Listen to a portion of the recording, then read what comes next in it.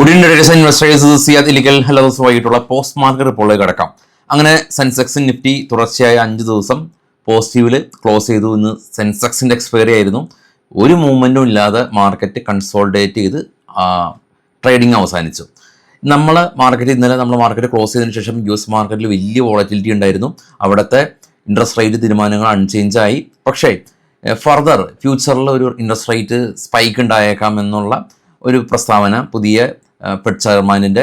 അതിനുശേഷം 1000 പോയിൻറ്റിൻ്റെ അടുത്ത് ഫോൾ രേഖപ്പെടുത്തി. പിന്നീടാണ് US-ഉം ഇറാനും തമ്മിലുള്ളൊരു മെമ്മോറണ്ടം ഓഫ് അണ്ടർസ്റ്റാൻഡിങ് സൈൻ ചെയ്തായിട്ടുള്ളൊരു റിപ്പോർട്ട് ട്രംപ് പുറത്തുവിടുകയും ഇതേ തുടർന്ന് ക്രൂഡ് ഓയിൽ പ്രൈസ് ഫോൾ ആവുകയും വീണ്ടും നാസ്ഡാക്കും ഡോയും പോസിറ്റീവിൽ വരികയും ചെയ്ത ഒരു സിനാരിയോ ഉണ്ടായത്.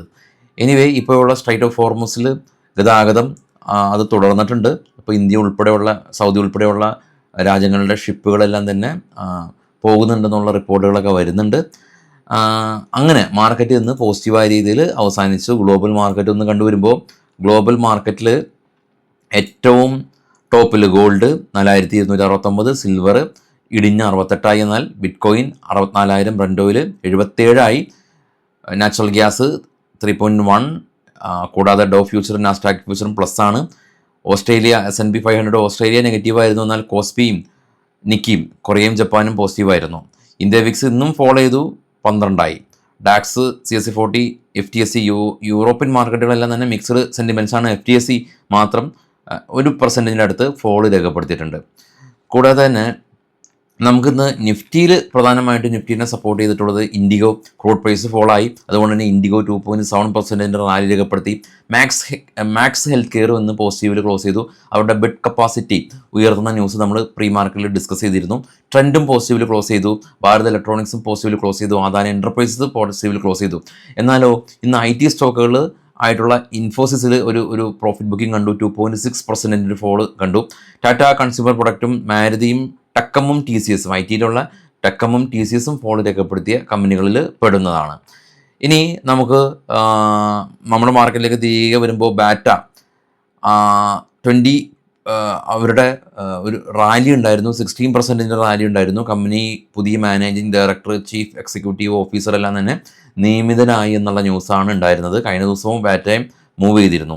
HFCയിലും ഇന്ന് പോസിറ്റീവായിട്ട് ക്ലോസ് ചെയ്തു. ആർബിഎല്ലിൻ്റെ ഭാഗത്തുനിന്ന് ഒരു ഓർഡർ കിട്ടിയ ന്യൂസ് നമ്മൾ ഡിസ്കസ് ചെയ്തിരുന്നു.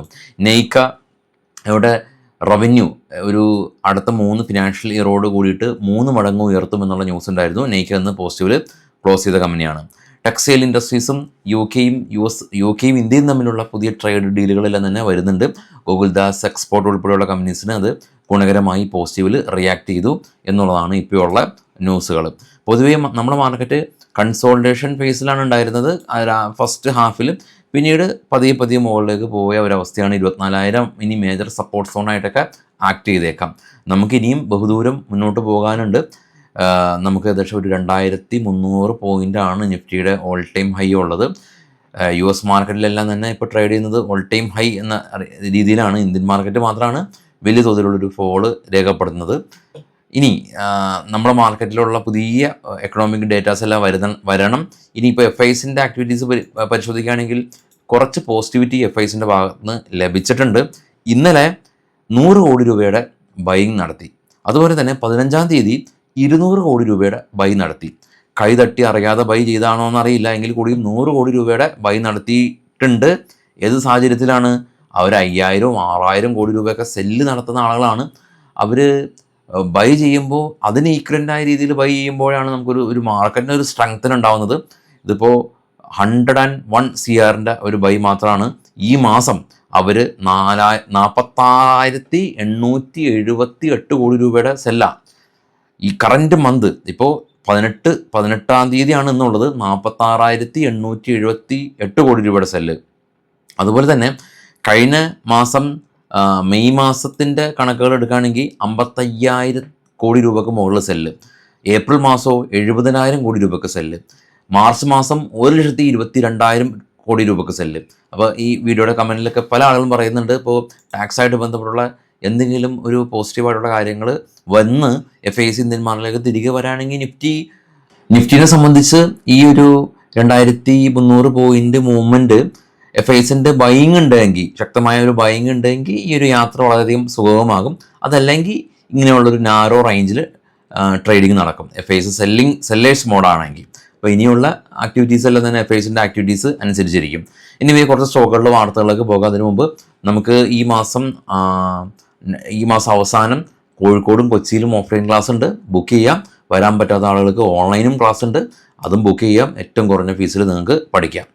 സ്റ്റോക്കുകളുടെ വാർത്ത ഫസ്റ്റ് കമ്പനിയിൽ നമ്പർ ഉണ്ട്, നിങ്ങൾ കോൺടാക്ട് ചെയ്യാം. സ്റ്റോക്കുകളുടെ വാർത്തയിൽ ലോയിഡ് എഞ്ചിനീയറിംഗ് ആണ്. ഇവർക്ക് 1073 കോടി രൂപയുടെ ഓർഡർ കിട്ടിയത് ന്യൂസ് ഉണ്ട്.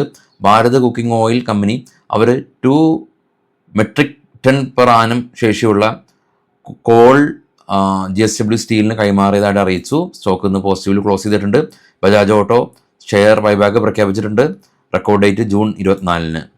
ABB ഇന്ത്യ കമ്പനി പുതിയ സോളാർ ബാറ്ററി സ്റ്റോറേജ് സിസ്റ്റം അവർ ഇൻട്രൊഡ്യൂസ് ചെയ്തിട്ടുണ്ട്.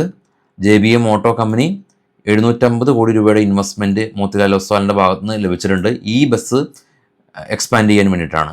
ടാറ്റ മോട്ടേഴ്സ് ഇവരുടെ പാസഞ്ചർ വെഹിക്കിൾസിൻ്റെ എല്ലാം തന്നെ വില 2.5% വരെ വർദ്ധിപ്പിക്കുന്നുണ്ട്. അവരുടെ പ്രസ്റ്റീജ് ഗാർഡാനിയ ബാംഗ്ലൂരിൽ 21 ഏക്കറിൽ ലക്ഷറി റെസിഡൻഷ്യൽ പ്രൊജക്റ്റ് ആരംഭിച്ചു. നെയ്ക്ക 3500 കോടി രൂപയുടെ ഒരു റവന്യൂ എക്സ്പെക്റ്റ് ചെയ്യുന്നുണ്ടെന്നുള്ള ന്യൂസ്.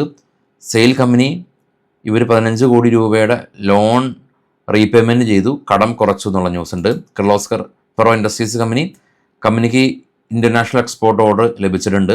$13 മില്യൺ സ്റ്റോക്ക് ഇന്ന് 8% റാലി രേഖപ്പെടുത്തി. ബ്രിഗേഡ് 2200 കോടി രൂപയുടെ ചെന്നൈയിലെ റിയൽ എസ്റ്റേറ്റ് പ്രോജക്റ്റിന് എൻവയോൺമെൻറ്റൽ ക്ലിയറൻസ് റദ്ദ് ചെയ്തു. അതുകൊണ്ട് തന്നെ സ്റ്റോക്ക് ഇന്ന് 5% ഫോളോ ആയിട്ടുണ്ടെന്നുള്ള ന്യൂസാണ് ഇപ്പോൾ നമുക്ക് കറങ്ങിയുള്ളത്. അപ്പോൾ നേരത്തെ നമ്മൾ കണ്ടപോലെ തന്നെ ഗ്ലോബൽ മാർക്കറ്റിൻ്റെ ഒരു അവസ്ഥ നമ്മൾ കീനായിട്ട് ഇനി വാച്ച് ചെയ്യണം.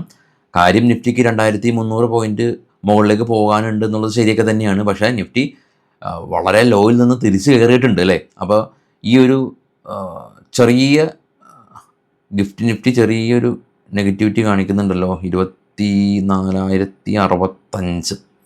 നമ്മൾ ന്യൂസ് ചെയ്യുന്ന സമയത്ത് നിഫ്റ്റിയിൽ ചെറിയൊരു നെഗറ്റിവിറ്റി കാണിക്കുന്നുണ്ട്. മേ ബി റിക്കവർ ചെയ്തേക്കാം. ജർമ്മൻ മാർക്കറ്റെല്ലാം ചെറിയൊരു നെഗറ്റീവിലേക്ക് പോയിട്ടുണ്ട്.